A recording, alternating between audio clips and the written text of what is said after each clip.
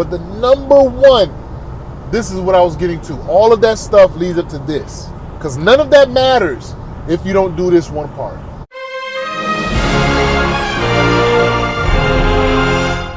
What's up? It's your host, Kev B. Mr. Believe of the Believe in Yourself podcast of Believe in Yourself Insurance and Investments. This is going to be the TURO quick tips, and we're going to be dropping them each and every Sunday. So tune in to our YouTube channel every Sunday to catch these quick tips that'll help you on your journey in becoming a TURO Power Super Host and growing your rental car business. This video is brought to you in part by Get Upside. Get some cash back on your next full tank of gas. Peace. What's up, YouTube? It's your boy Kev B. I'm back, man, and we're talking about doing our pre-trip inspections today on TURO. Now, I'm going to start when I give you guys these examples of what you should do and how you should do these trips. I'm going to also give real-world examples of why. You understand what I'm saying? Tell you things that I personally have gone through so that you'll get all the horror stories from me. Now, that's not going to prevent you from having your own horror stories and getting into TURO. And when I say a horror story, I don't mean like something super devastating. But just to be honest with you, man, sometimes it gets a little aggravating. My mom used to always say this one thing: common sense is not common. Meaning that the things that you would be feeling or you might think as though it's self-explanatory or should be understood may not quite be understood. So when we're talking about pre-trips inspections, there's a few things that you should do. Number one, because I do remote handoffs, meaning that I'm not there when I hand off the car. I usually drop my car off, or I have the car parked at a certain location, and people come pick up the vehicle and then they go. I give them certain specific instructions. I use a lockbox, particularly in my vehicles. None of my vehicles are push to start because they're a little bit older. So I leave a lockbox in the glove compartment with a code for the people to pick up the vehicle with. I let them know where it's parked. They have to do two specific things prior to me giving them the code for the key. Number one, or three specific things. And these are things TURO's going to look for if later on you want to make a claim. So this is very important that you make do these three things when you're checking in for your pre-trip inspection before you even get started.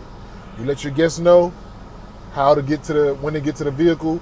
These are the three things I need from you, and then I will tell you the code or I don't tell them that I'll give them a code to the lobby. I tell them I'll tell you where to find the key. In your settings, when you have the cars picked up, you do have an option where you can tell people that it will be a lockbox with a code. But everybody doesn't read. So I still send it into in the instructions that, hey, I'll let you know where to find the key. The first thing that you need, number one, I need a photo of your driver's license. Initially, I used to just say your ID, because what TURO does, when you're checking in your guests, they give you the guest's name and their birthday. So you say, as long as your ID has your birthday on it, cool, we're good to go. But I was told from a representative from TURO that they specifically want driver's license. Driver's license. So you got to make sure they upload their driver's license, one. Number two, they have to take a selfie with that same driver's license next to their face. That's the second photo. And the final photo, or they could do 2 in 1, take a selfie in front of the vehicle so that I know you are at the vehicle. Not like I'm coming, I'm on my way, I'll be there in 30 minutes, I'm gonna send my brother. No. You gotta be at the vehicle. Upload the photo, selfie. They can upload the driver's license prior. They can upload the selfie with themselves and the driver's license prior to them getting to the vehicle. But I do not give them the code for the vehicle unless I know it is them that is going to pick up the vehicle, which is why you need that last picture with them and a selfie next to the vehicle. Then you give them the key. Now, that is when the customer gets there. That's your pre-trip before you do your pre-trip. So that's what you're giving them as instructions, and those are the things that you need back from them. Now, what you need to do as a host is, number one, like I mentioned on my previous video, Make sure that your car's tank is full of gas. Document it. Make sure that the interior of your car is clean and sanitized. Number 3, make sure that you clean your car on the outside and add a little touch to it. I make sure I leave hand sanitizer and a fresh air freshener inside the vent. That's what I do for customer service. I've heard of other people leaving some snacks and different things like that.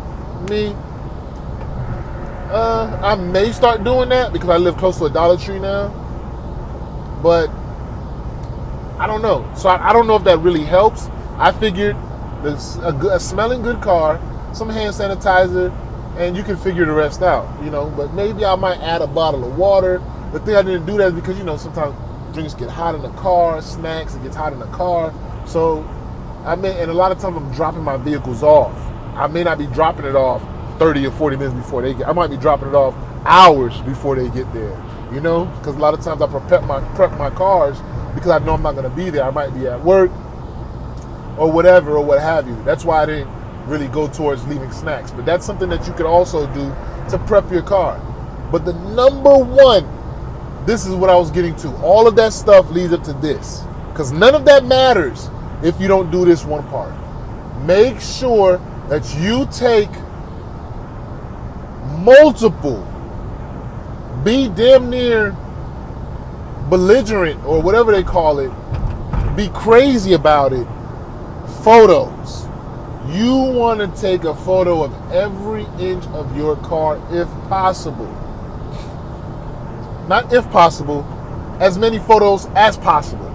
Turo will prompt you, and I think if you just do their normal check-in, you get about 15 or so photos. Usually what I do, I'm around the 40 to 50 photo range. Because if anything happens to your vehicle, you want to make sure that you are able to prove and show Turo that prior to the trip and after the trip, these is the conditions of the car, this is how I left it, this is how it came back, and this is why I'm charging this charge. If Turo cannot verify it through photo, I'm sorry, your claim will be denied. It always must be documented and verifiable. And because Turo is an app, it's a platform, it's not a physical location where you're taking your cars to be rented. The only way that you can prove is through photos. Now, it is very important as well. I would throw this in there as a caveat. A lot of times you'll have guests this is just an extra. This is just an extra before I finish going to the story now. A lot of times you'll have guests that will text you or chat you to your phone because once they book the trip, they have access to your phone number. So sometimes you'll get a WhatsApp message if they're out of country or a regular text message to your phone, and guests will want to communicate with you through there because they feel like it's more convenient or what have you. Depending on the situation, like I know every situation is different. Some guests are out of country, so when they get here, their phones don't work, blase squat, different things like that. But as much as possible, make sure any interactions that you do with your guests are also done through the Turo platform. Because if you make any arrangements or you have any agreements or something that your guest promised you, you want to make sure that Turo can go back and review it. If they send you a text or through WhatsApp, what I do, I screenshot whatever message I had with them and I always upload it to the photos. Because you never know when you're going to need to make a claim and when you're going to need to refer back to something. Because Turo will not, and I repeat, will not honor your claim if they don't have verifiable proof of it. Meaning, hey, the guest told me that they were going to do this. They'll check the messages. Did they write that in the message? No, Turo, they didn't write it in the messages. We just discussed it over the phone. What they'll do is they say, okay, hold on 1 minute. They'll put you on hold and they'll call the guest. If the guest comes back and says, nah, I ain't say that, I don't know what they're talking about, your claim will be denied. Okay? So what I do is I try to make minimal conversation over the phones, because a lot of guests, they want to call you, they want to talk to you sometimes, and it's cool. Sometimes there's things that happen, it's quicker to get a response over the phone than it is through text or through messaging, for whatever, depending on the situation, and I can understand that. But I'm just letting you guys know, as much as possible as you can do through the app, conversations, agreements, text, chats, snap, screenshot the photos, upload them to the photos, as much as you can do to cover yourself so that when it's time to make a claim, you can receive the claim. That's what you do, okay? Now, let's get into this story, man. So, and sometimes when you get a renter and you get a bad feeling about it, you should just go with that gut feeling and cancel it. But I'm the type of guy that I like to give everybody the benefit of the doubt. So this renter came in. She was a young lady. I think she was 20 years old, turning 21 shortly. So I feel like she was coming down here for a birthday, whatever, a party or whatever, something like that. And she rented a car in West Palm Beach. Now, I live in a central location to all three airports. I literally live like a few minutes away from the Fort Lauderdale airport in South Florida here, which means that I'm literally 45 minutes from the Miami airport and 45 minutes from the West Palm Beach airport. So I'm able to deliver to all the airports. That's the way I can maximize my bookings and rentings.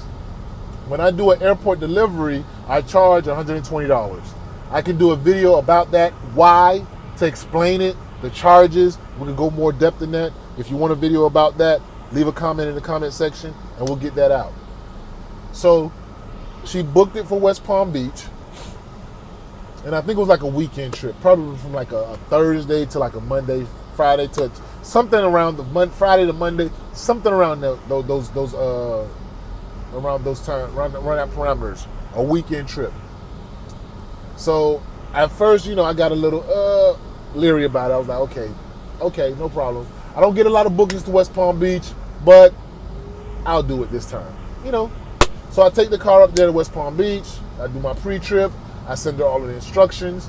And when you're dropping off a vehicle at the airport, it's also good to not just leave written instructions in the text message of where your vehicle is, but what I do is I take photos of where the car is, and then I go to the terminal. Like, okay, let's say somebody says, hey, I'm coming from JetBlue. JetBlue may be at Terminal 2. So first thing, I'll find Terminal 2, park as close as I can to Terminal 2, 1. 2, take my photos of where I parked at, the location.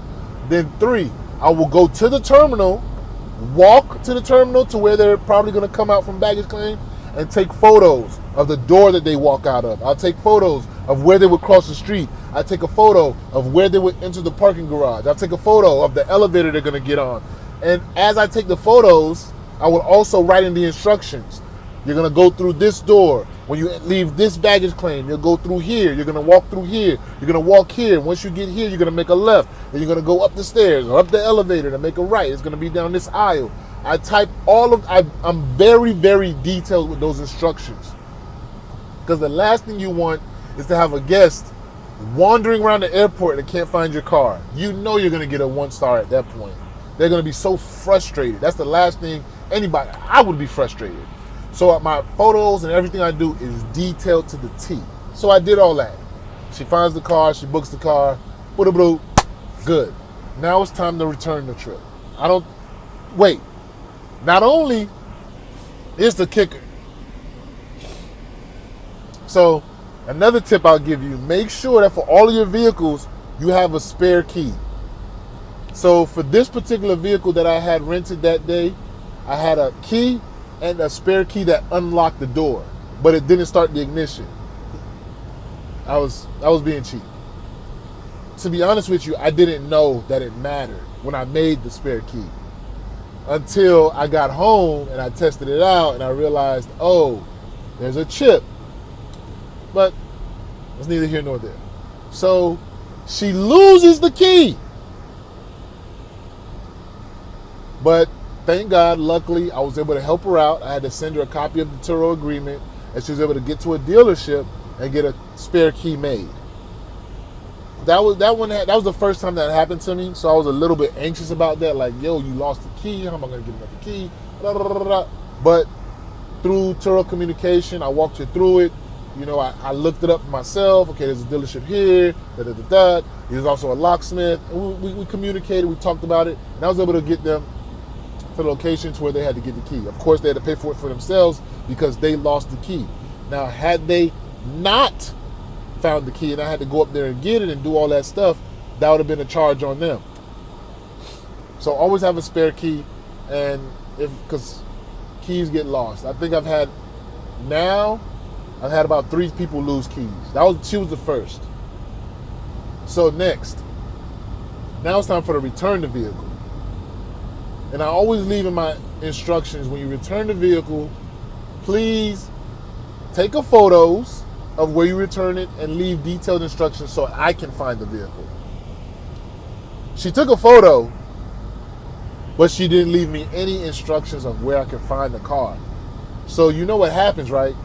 I get to the airport and she is long gone on a flight. I can't get in contact with her, and I'm walking up and down all over the damn airport for at least an hour. Anybody who knows how it is at airports, you know walking through an airport parking lot is torture, especially when you can't find your car. So now I'm heated. I'm steaming. I guess she got to her location, finally was able to respond to my texts and my messages, and then she finally told me where she parked the car, and then I was able to find it. After walking around for at least 45 minutes. At least 45 minutes. Felt like hours, but at least 45 minutes. So now, I find the vehicle, and as soon as I open the door, poof! It's like Puff the Magic Dragon came out. I smell a strong odor of marijuana. Ooh, now, not only did you not let me know where to find my car, you were smoking in my car too. Oh, hell no. And that's before I even started inspecting. So now I'm walking in the car and I'm looking and I'm inspecting. Now I'm looking. I'm like, okay. You know, now usually I'm a little lenient. As long as the car's not filthy or, you know, nothing crazy happened to the car. As long as I get the car back, we're good. I'm not a person that's really trying to charge for extras. Only extras I really charge on a regular basis for are gas and tolls. That's really the main two, because that comes out of my pocket, and I'm not running a charity, I'm running a business. So if I have to fill up the tank after I give it to you full, that's coming out of your pocket. If I have to, of course, the tolls, you drove on toll roads, hey, it's a courtesy, but not a convenience. So you got to pay for that as well. So, or it's a convenience, not a courtesy. It's a convenience for me to have the SunPass in there so you don't have to pay every time. And then secondly, to, you know, just to help you out. But so that's the first thing. So I'm steamed up. As I enter into the vehicle, you seeing French fries on the floor on both sides. It's an empty cup, like a 7-Eleven slushy juice in there. You look in the back seat. There's broken Dutches. Broken Dutch. I don't know if you know what a Dutch Master is. It's a cigar. So you break the Dutch open and you put your weed in there and you roll it up. I'm finding broken Dutches, Dutch wrappers, French fries in the back seat. I mean, the car looks like she went on the town. She had a good time. Glitter. I mean, it's like a bomb went off in the car. So now I'm fuming. My car is filthy. She didn't fill up the gas tank. And it was marijuana smell in there. Luckily, this is where it goes back to photos. Even though I was able to prove the photos and take photos of the damage, not the damages, but the filth that she left in the car, to make a claim for smoking. So for the cleaning fee, at that particular time, I think TURO allowed us to make our own cleaning fees. Now it's changed. There's a set cleaning fee that TURO has, and the car has to come back. The way the car came back that day, it would have still been exempt. It would have still, excuse me, it would have not been exempt, but it still would have got a cleaning because the car was filthy when it came back. But here's the caveat. Here's the point I want to make. People are going to smoke in your car. They're going to smoke in your car. Because I've had a situation where somebody smoked in my car, but they left no evidence. And my claim was denied. Because they disputed it to TURO, said I didn't smoke inside the car, we smoked outside of the car, there's nothing in the car, and they disputed it, so TURO didn't honor my claim. I'm pissed off about that. But in this case, hey, let me tell you, Dutchess, weed crumbles, everything all over the car. So I had to send it to TURO, and this is another thing that you have to get prepared for when you get on the platform, is that TURO has this thing called TURO chat. So they don't always, you're not going to always be able to talk to a live representative. They only do that in emergency cases. And what I would say is like an emergency case is like if you had to swap a car out for a guest because one car broke down and you got to get them another. If and I've had that happen. If you want to hear that story, leave something in the comments. You know, just emergency things like the guest is not showing up late. Like I need to talk to somebody. I think they stole my car. Like things like that.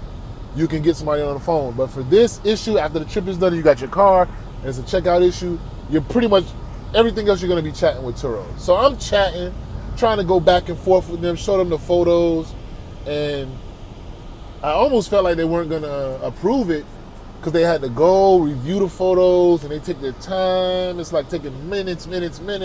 But thank God it got approved.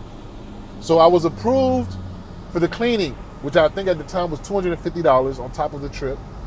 Mind you, I got $120 delivery fee. I think that trip wound up being about a $600 trip just for a weekend. You know, thank you for the smoke, but no thank you.